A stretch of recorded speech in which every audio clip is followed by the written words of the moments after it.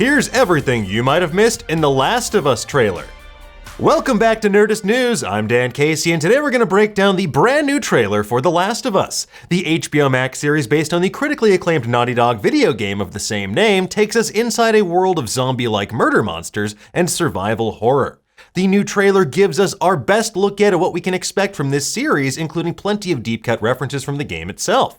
We're going to break it all down for you in just a moment, but to do so, well, we're going to try to avoid spoiling any major plot points, but we will be discussing some elements of the game. So if you're worried about potential spoilers and want to go in knowing nothing at all, well, now's your chance to leave. Okay, let's get into it, shall we? Now, understandably, many of us, myself included, were cautiously optimistic when The Last of Us TV show was first announced. It's one of the greatest video games of all time, and let's face it, video games have been notoriously challenging to adapt into other mediums, especially when you remove the player agency and turn them into a passive experience.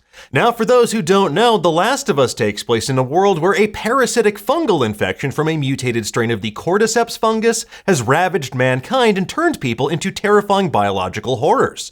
Game director Neil Druckmann said that the virus was originally inspired by an episode of Planet Earth in which the cordyceps fungus basically turned ants into living nightmare zombie creatures. It controlled them until they died.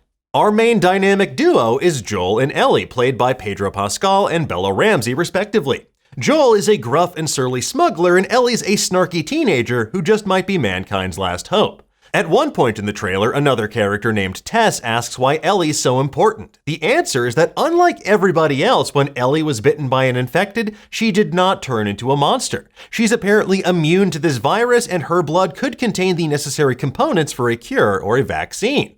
And the trailer does a really fantastic job at conveying just how emotionally closed off Joel is, especially after the trauma he's endured, while Ellie, on the other hand, is a kid who grew up in this world of horrors. She still has a deeply silly sense of gallows humor that will take some time for Joel to get used to.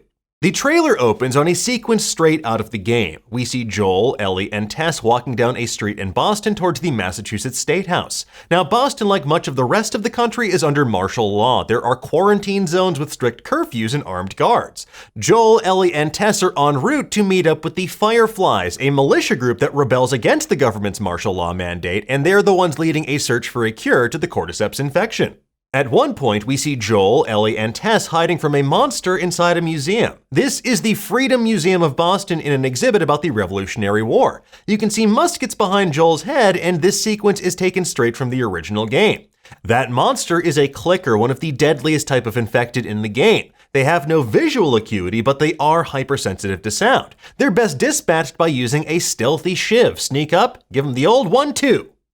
The next shot is Joel with his daughter Sarah in Austin, Texas on what appears to be one of the chaotic first nights of the cordyceps outbreak. What follows sets the tone for the entire series, especially as it pertains to Joel. This is really hammered home by the scene of Joel and Ellie driving in a car. Ellie asks Joel, "I'm not family," and Joel replies that she is cargo. To him, Ellie's just a package to be delivered, another routine smuggling run, except this time the cargo talks back. They're driving across a metal bridge in what appears to be Pittsburgh, an important location in the first game. The song that plays in the background is a trailerified version of a-ha's Take On Me, and this is a layered reference to The Last of Us Part 2. Over the course of that game, we saw how Joel bonded with Ellie by teaching her to play guitar. Later, in an abandoned music store, Ellie plays an acoustic version of Take On Me for her partner Dina, and it's a welcome respite from the horrors outside. Later, we see Joel patching up a wounded Tess on a rooftop while Ellie walks across a precariously placed ladder. After that, we see Joel leading Ellie along with two boys, Henry and Sam.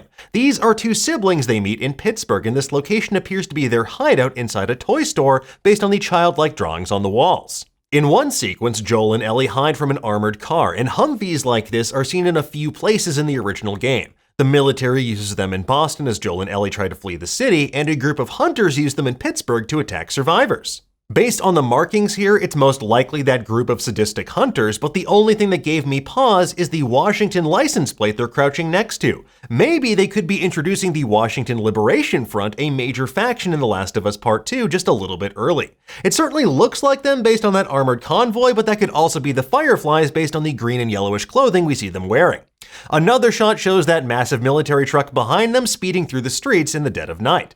In one shot, we can see a sign over Joel's shoulder for FEDRA, the Federal Disaster Response Agency, and this could be Joel sneaking in or out of one of these quarantine zones, something he does all the time as a smuggler.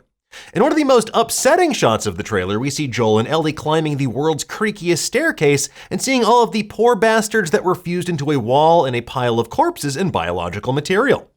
Later, we see Joel and Ellie in the dead of winter, presumably in Colorado, as they make their way out west. We see a group of people on horseback galloping across a field in what appears to be Colorado or maybe Wyoming. Now, given that they surround Joel and Ellie, they're either a group of survivors with, shall we say, unique appetites, or they're working with Joel's brother Tommy, as played by Gabriel Luna.